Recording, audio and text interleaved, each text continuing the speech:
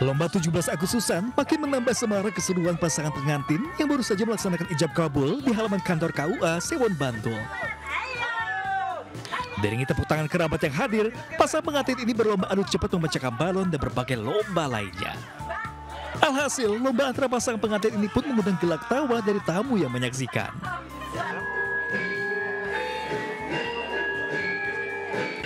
Dalam nikah masal 80 tahun Indonesia Merdeka yang digelar Fortais dan KUA Sewon Bantul melibatkan 8 pasangan pengantin yang menikah dengan mahar berupa bendera merah putih dan cincin bermatakan batu merah putih. Dari 8 pasangan pengantin yang mengikuti nikah bareng, sebagian di antaranya saling bertemu setelah mengikuti program pencarian jodoh Golek Garwo yang rutin digelar setiap bulan oleh Forum Ta'aruf Indonesia Fortais Sewon Bantul, Yogyakarta.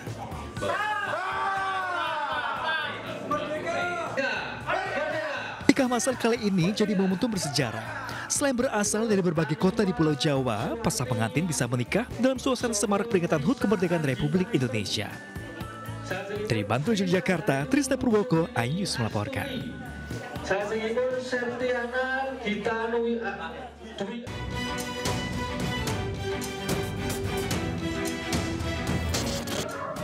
Pria muda ini tertunduk lemas saat ditangkap warga di Cakung, Jakarta Timur. Warga menangkap pelaku yang terekam CCTV mencuri uang Rp750.000 di 2 kotak amal masjid. Saat dibawa ke lokasi kejadian, istri dan anak pelaku datang menangis meminta suaminya dibebaskan. Terungkap pelaku nekat mencuri uang kotak amal lantaran terdesak harus membayar uang kontrakan. Ia mengaku uang simpanan habis dan tidak punya pekerjaan.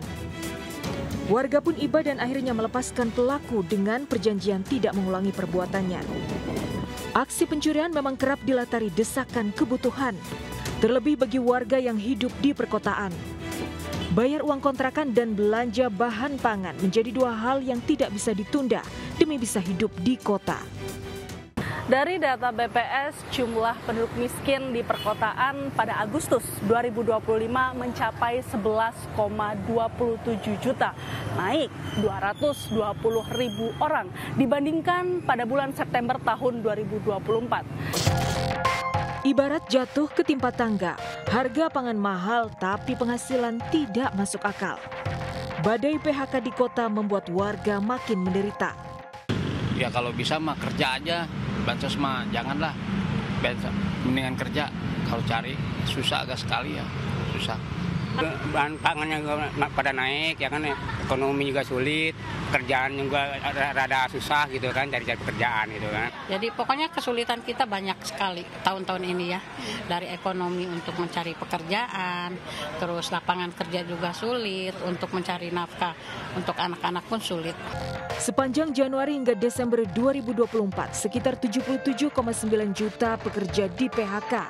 Hampir 22% berada di Jakarta. Badai PHK masih berlanjut di tahun ini. Pada Januari 2025, dari sekitar 3.300 pekerja di PHK, sekitar 2.600 atau 79,7% juga berada di Jakarta. Data pengangguran makin mengkhawatirkan. Pemerintah menyiapkan jaring pengaman, mulai dari bansos, subsidi upah hingga program jaminan kehilangan pekerjaan. Seorang petugas damkar dan pemilik rumah harus dilarikan ke rumah sakit akibat kebakaran yang melalap 3 rumah di Jombang, Jawa Timur. Kericuhan sempat terjadi saat seorang warga berusaha masuk ke lokasi kebakaran.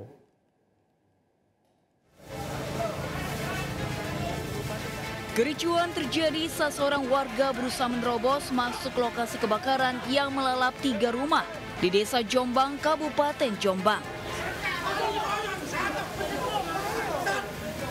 Aksi nekat ini pun dihentikan petugas hingga sempat terjadi ketegangan. Beruntung warga lain datang menenangkan situasi sehingga petugas bisa melanjutkan pemadaman.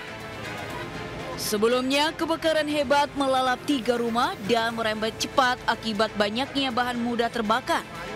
Tidak hanya itu, 2 unit mobil juga ikut terbakar karena terlambat dievakuasi.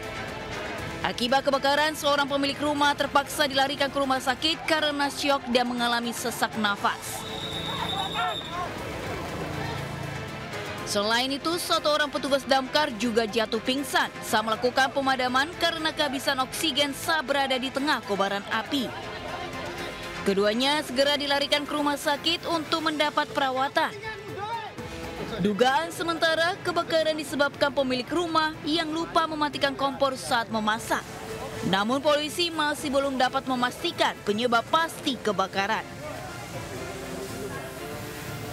Dari Jombang, Jawa Timur, Mukhtar Bagus, iNews melaporkan.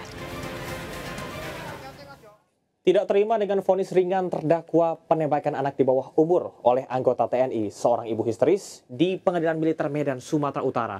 Padahal kedua terdakwa terbukti menembak remaja 13 tahun hingga tewas.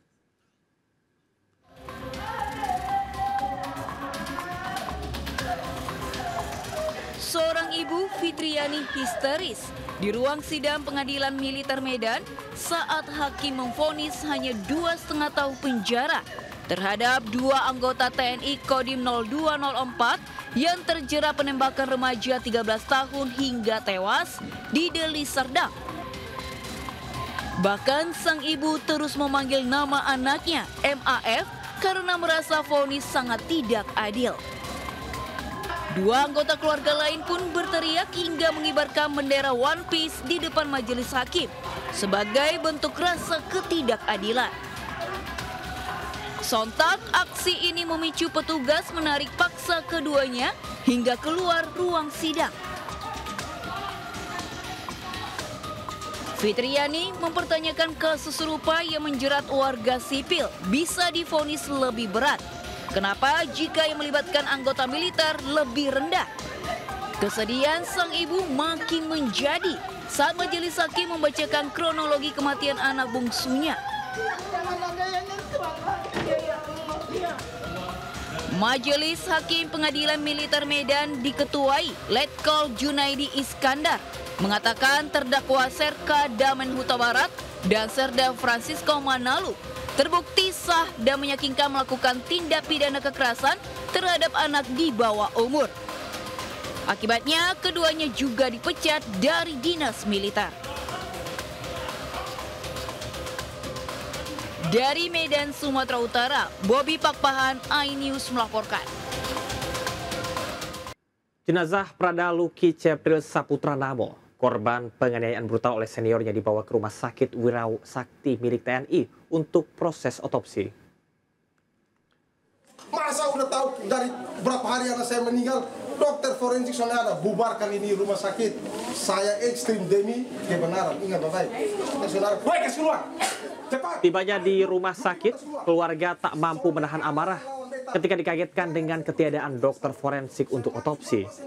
Prada Luki Cepril Saputra Namo diduga menjadi korban penganiayaan oleh seniornya. Namun sesampainya di rumah sakit, keluarga dikejutkan oleh kabar bahwa tidak ada dokter forensik yang dapat melakukan otopsi di tempat tersebut. Ayah korban, Sersan Mayor Christian Namo, mengamuk merasa anaknya diperlakukan tidak manusiawi setelah gugur dalam tugas negara. Saya bayar, kasih keluar.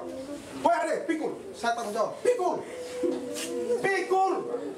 Woi, pikul. Saya yang komando sekarang. Ini mayat anak saya. Pikul, keluarkan. Keluarkan, siapa lawan saya? Saya nyawanya, saya pertaruhkan dan nyawa keluarga saya. Keluarkan. Kericuhan juga mewarnai event Bupati Cup yang dilaksanakan di lapangan pemuda Kota Waingapu, Kabupaten Sumba Timur, NTT.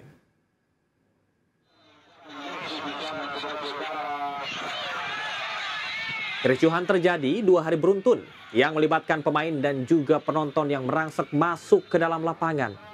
2 kericuhan yang terjadi diawali oleh pelanggaran keras pemain di lapangan pada lawannya. Wasit yang memimpin seakan diabaikan pemain ketika mengambil keputusan yang mana juga memantik emosi penonton. Aparat dan panitia sempat kewalahan mengatasi situasi. Panitia mengakui sejak kemarin tensi permainan turnamen antar kecamatan mulai meninggi.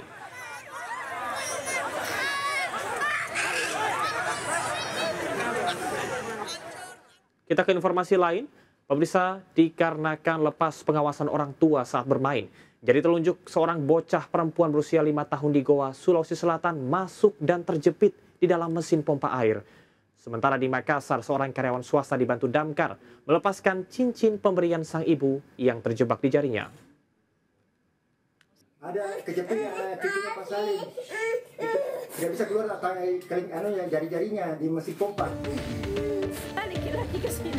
Bocah 5 tahun ini menangis kesakitan saat tim rescue damkar berusaha melepaskan jari telunjuknya yang terjepit dalam mesin pompa air di Kelurahan Nirannuang, Kabupaten Goa, Sulawesi Selatan. Proses penyelamatan dimulai mengolesi jari korban dengan minyak goreng dan sabun cair agar lebih mudah ditarik dari lubang mesin. Selang 1 jam, jari bocah akhirnya bisa diselamatkan. Sebelumnya ayah bocah sempat berusaha menyelamatkan jari tangan anaknya, namun hingga 2 jam tidak juga membuahkan hasil. Petugas damkar menghimbau orang tua selalu awasi aktivitas buah hatinya saat bermain agar kejadian serupa tidak terulang.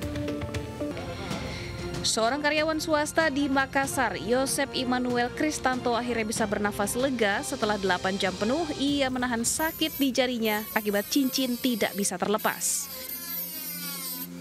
Tim rescue Damkar Mat Kota Makassar akhirnya berhasil melepas cincin titanium itu setelah berjibaku selama 5 menit. Petugas menggunakan mini drill dan semprotan air sebagai pendingin agar suhu logam tetap aman. Kasus pelepasan cincin yang sering ditangani tim rescue damkar tanpa dipungut biaya. Semuanya dilakukan secara sukarela dan gratis. Dari Kabupaten Goa dan Makassar, Sulawesi Selatan, Tim Liputan iNews melaporkan.